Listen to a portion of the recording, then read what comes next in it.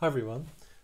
So the very nice people at Sleeklens who make various plugins for simplifying image preparation both for Lightroom and Photoshop just asked me to run some tests on one of their packs of plugins. This particular one is the one they call their Landscape pack, and so I've got the pack installed into Photoshop.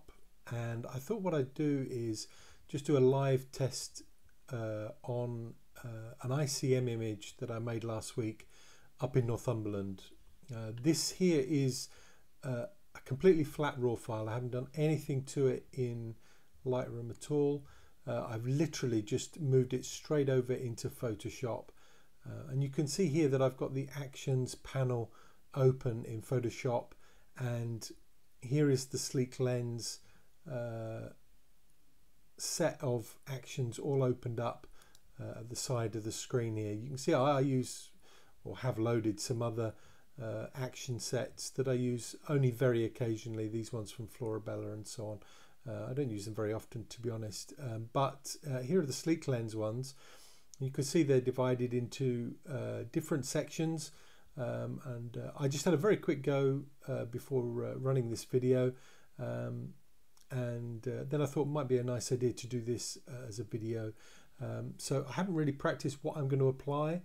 So what you'll see is you'll see me making mistakes, and you'll see me applying some of the actions that I feel don't work, and you'll see me then applying some that I feel maybe do work with this image, because I wanted you to see one that didn't run perfectly and magically and suddenly transform an image into something wonderful. I wanted you to see me doing this as I would actually work with an image, because I find that working on an image, particularly a creative image like an intentional camera movement image or a multiple exposure image in particular, requires experimentation to bring out the creative side of the image and to add atmosphere. When I'm working on a classic landscape photograph, I have a much more precise approach to making the image look much like I felt it looked on the day. Certainly we enhance those images, and they often end up a little bit more saturated, maybe a little bit more contrast here and there and so on. But generally speaking, I'm not looking to make them look wildly different from what I saw or felt or experienced on the day. But with these creative images, often I make quite a transformation to what the camera actually recorded.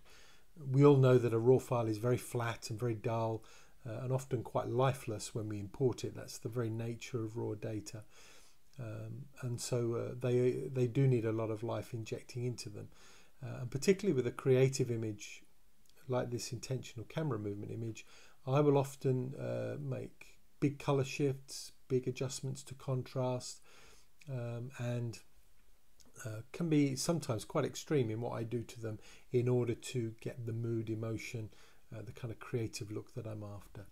So I'm just going to have a play with this. I'm completely new to this set of plugins, this plugin set, and all of these actions.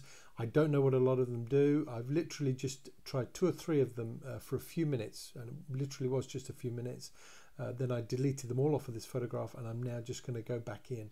Now the first thing that caught my eye when I loaded this Sleeklens set was this one here says base, good place to start for landscapes. So I don't know about you, when a company tells me it's a good place to start, I think, well, they probably know what they're talking about. And so all you do is click on the action. So you can see I've just highlighted it there, and then click the play button down here. And what that does is it runs the action. And I will show you what an action is if you're not familiar with actions in a moment. So just click that. I get a little warning comes up which says this action will remove all layers. If you want to save your progress, please do so before you continue. Now what that means is that if I had been working on this picture before running these actions from Sleeklens, and there were some layers down here on the right hand side above this background layer. So in other words, if I'd say put some contrast layers on, saturation layers, if I had added curves and levels and so on, this action would delete those. So the best thing to do would be to flatten the image by going up here. Oh, sorry, let's just stop this for the moment. by going up here, clicking and clicking Flatten Image there. You can see that's grayed out at the moment. That's because I don't have any layers already applied. Let me just apply a layer. So let's say, for example, I had applied a levels layer to this image like that, and I'd made some adjustments. Then hide that out of the way. Then I came to run this base layer here. If I run this now, you watch what happens. It will make that warning. If I click continue, you'll see that it will delete that. You see that disappeared? And you can see it's made some changes. So if you don't want that to happen, if you don't want the changes you made previous to running this action, then you would flatten the layers beforehand. So it's just a little warning that Sleeklens have put in to warn you that it's going to do that. And that's a very good feature that they've added in there, because you wouldn't want any important work that you've done to your background image there to be destroyed, to be deleted ahead of you. You'd probably be pretty cross about that if you've done a lot of work. So that's a nice professional effect that they've added in. Okay, so you can see that that's made some changes to the image. It's brightened it up, and it's just made some contrast adjustments and so on.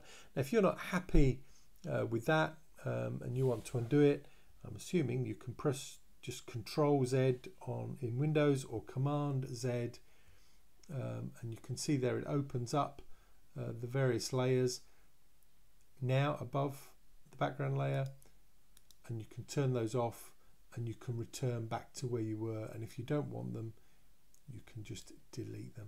I'm just going to delete those off again. So we're now back to where we started. But let's just say we do like what that did. I'm just going to run that action again. It's going to give me that same warning. I'm going to let it continue and do its work. So okay, let's just say we're happy with that. And then what I would do is, with this this set of actions, I would just have a look down, and you can see that each one tells you the kind of effect that it's going to have. And so you've got to look at the image and decide whether you think that the description here is going to be useful to what you want to do. So, for example, some of them you don't really know what effect it's going to have. So this one here says tone cinematic. I have no idea what that means. It obviously means something to the people at Sleeklens. They've had to come up with a description. But the very first time you run it, you don't know what that's going to do. So you're going to have to get a feel for some of these. So the only thing you can do is have a go. So let's just run it and see what happens. Now, first of all, you've got a warning come up, or just a little note. If you want to reduce the effect of this action, please reduce the opacity of the layers. Okay, that's fine. Let's click continue. Now you can see that this cinematic layer has added a sort of a slight redness to the sky. It's just added a little bit of, you can see a little bit of greenness, a little bit of warmth to the lower part of the image. And you can see that it's added a layer. So this is the cinematic layer here. Now what they've said is you can, if that's a bit too strong for you, you can reduce the opacity of that layer. So if you like it but it's too strong, with that layer highlighted, just drop down the arrow there beside the opacity slider and just reduce the effect, and you'll see that when you come down to 0 it completely disappears, and you can gradually in effect sort of turn up the volume of that effect until you get to 100%, and you can just set that wherever you want it to be. I'm just going to go to 100%. Another alternative, which obviously that little note didn't mention, is here you've got this icon at the left hand end of the layer. If you just double click it, the properties box for that layer appears. You can see this is a color balance layer, and you can see that the sliders are in moved positions.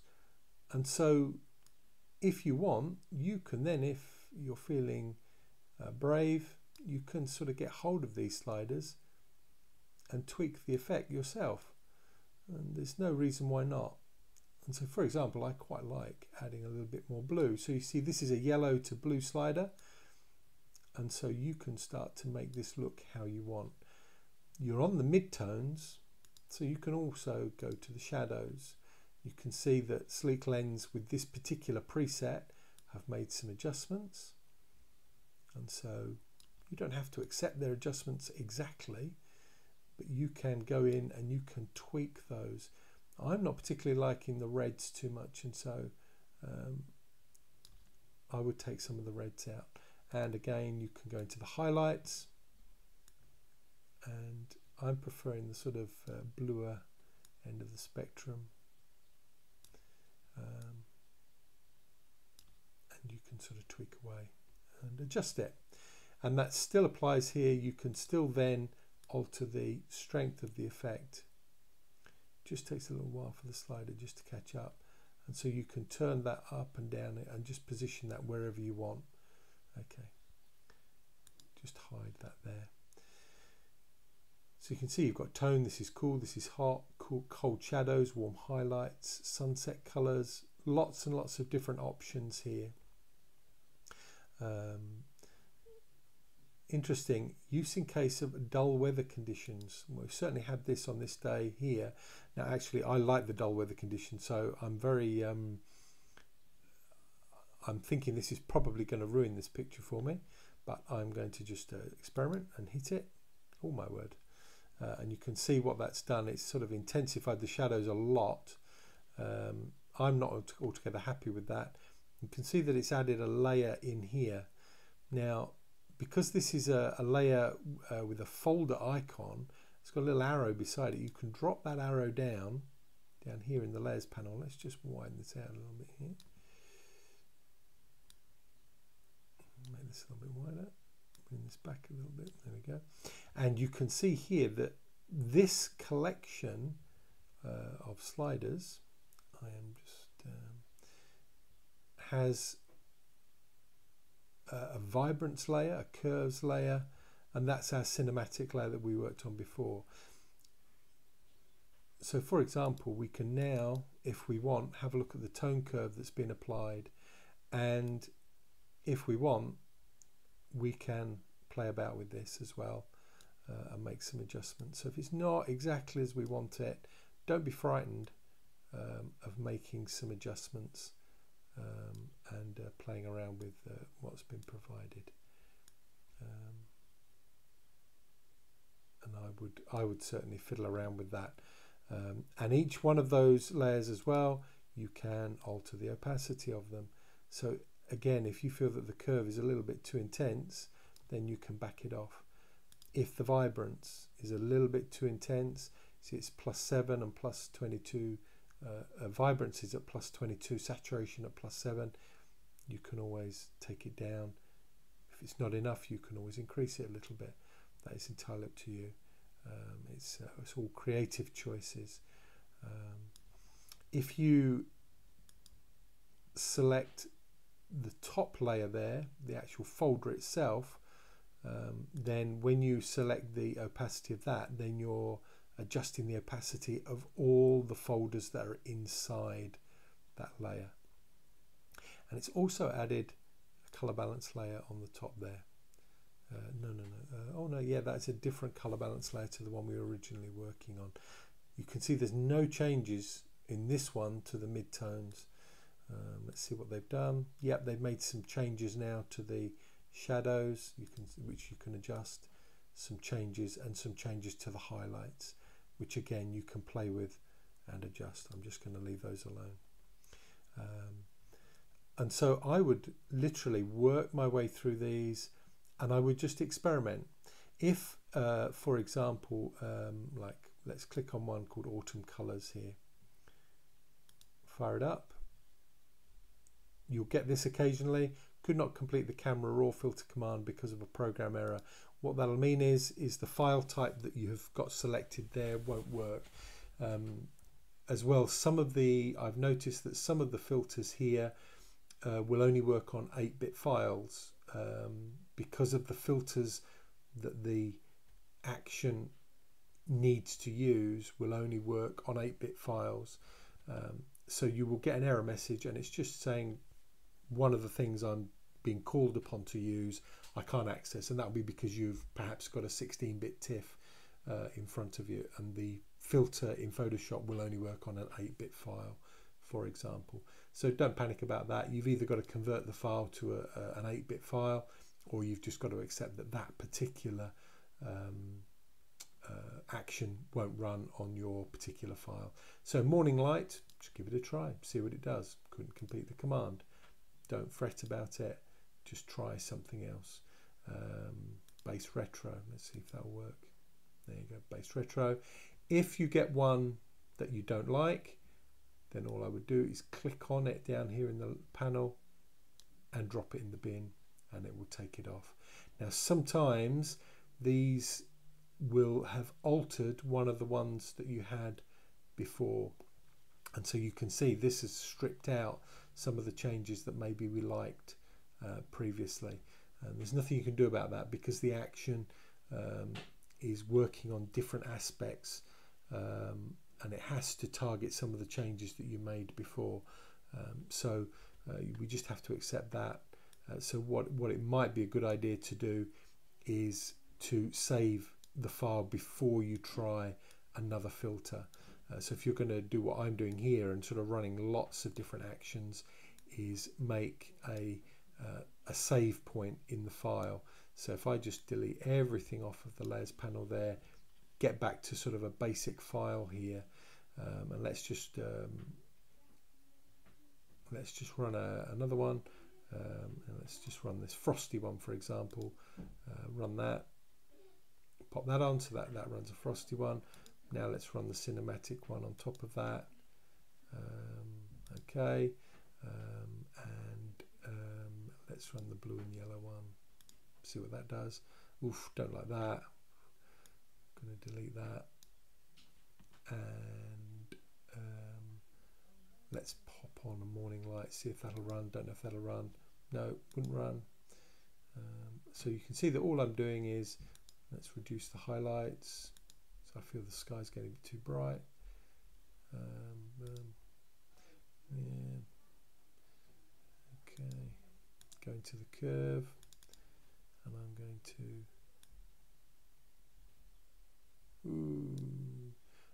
delete that.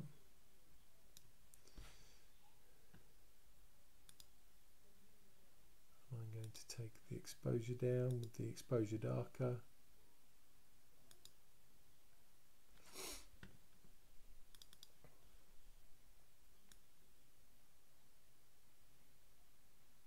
It's interesting, doesn't seem to be doing anything.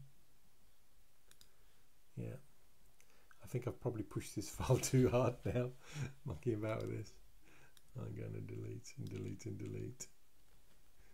Okay. Yeah, I think I've probably gone a bit too far with this, mucking about with it. Let's start again. Let's try that cinematic one again.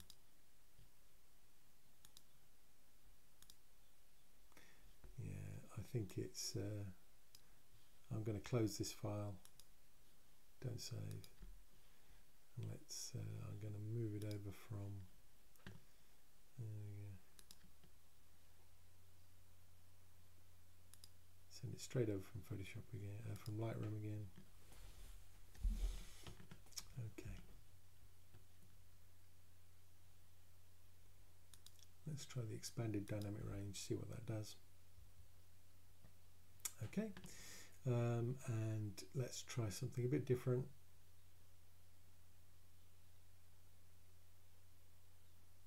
I'm going to give cold shadows. That's nice. Okay, quite like that. And now I'm going to go for warm highlights. Stop. Not so keen on that one, so I'm going to delete it. And let's try the split tone. Not available. Okay.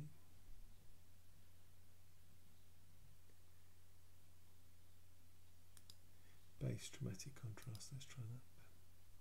No, and so you can see that I'm just playing and experimenting and seeing what happens. And this one now here, I've really got very dark shadows, and so I need to get hold of the curve and just lift some detail out the curve and so on. So very interesting, good fun, and certainly needs some experimentation. Probably what I'll do next is go back into Lightroom and just try some of these on a classic landscape image. So if I go down to I've got a to work on folder, and let's find something a bit more classic. Let's try a nice tree image. Let's see what it does with this. Editing W Photoshop. So again, this is just a very flat image, raw image, had absolutely nothing done to it in Lightroom, so I haven't done any contrast changes or anything. So it's very interesting to see what the program will do to it, what the plugin will do to it. Okay, so that good place to start for landscapes. Actually, it does quite a nice job. Can you see how it's just lifted the tones and just brought the picture to life a little bit? It's quite nice contrast adjustments and so on. So I'm just going to look and see if there's anything here that sort of refers to sort of autumny things, and just see. See, that says soft golden now. That's interesting. Let's just see what that does. Oh my word. Okay, that's good. So that's a bit overcooked for me. And so what I'm going to do is just get hold of that opacity slider and just take that back, and just pulling it down. It's just made but it has just brought up some of the autumn colours. Yeah, quite nicely there. Yeah, so I think you just have to be a bit careful with some of these. Maybe some of these are made so that they can be very extreme if you wanted them, but you've just got to be a little bit careful, and I would be very careful about overcooking things. Nothing worse than a picture that's been pushed to extremes, especially with sort of classic landscapes. The last thing you want to do is overcook stuff and go for very intense effects, really. I mean, it's all down to personal choice, certainly, but I would sort of really encourage you to maybe consider being more subtle rather than overdoing it. Just because sliders go up to 11 doesn't mean we have to push them to 11. Okay, so maybe if they've got some, I don't know, what's this, cold shadows, let's see what that is. Oop. And I would probably say cold shadows hasn't really helped that, so I'm just going to delete that. It's probably just gone a bit too far. And I did notice that there was a base clarity there. That's interesting. I might just sort of sharpen it up a bit, and that just needs to be taken back a little bit, but it has added a nice sort of sharpness to it, and it has just added a little bit of clarity to it. Excellent, very good.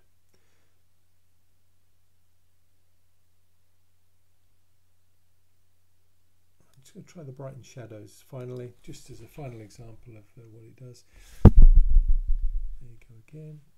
And I think as well that brighten shadows just needs the opacity of it bring down. It's probably gone a bit too far, but I suppose with all of these they probably do make them go too far,